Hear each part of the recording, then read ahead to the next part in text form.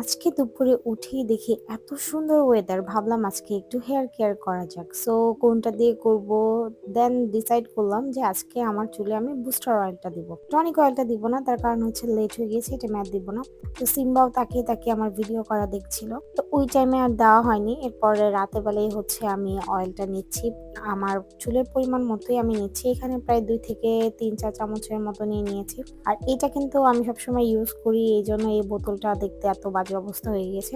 প্রতিবার দেখা যায় আপনাদের জন্য অয়েল বানানোর পর আমি এটার মধ্যেই রিফিল করে রেখে দিই, আর নতুন করে বোতল নেওয়া হয় না। সো আমি হচ্ছে অল্প পরিমাণে অয়েলটা ওভেনে দিয়ে হালকা একটু কুসুম গরম করে নিয়েছি। আপনারা চাইলে ডাবল বয়লার প্রসেসের মাধ্যমে একটু গরম করে নিতে পারেন। দেন আমি হচ্ছে চুলের জটটা ভালো করে ছাড়িয়ে চুলটাকে 2 ভাগে ভাগ করে নিব, যেন অয়েল অ্যাপ্লাই করতে অনেক বেশি ইজি হয়। এরপরে হচ্ছে আমি এই হট অয়েলটা ম্যাসাজ করব সম্পূর্ণ চুলে এবং মাথা স্ক্যাল্পে।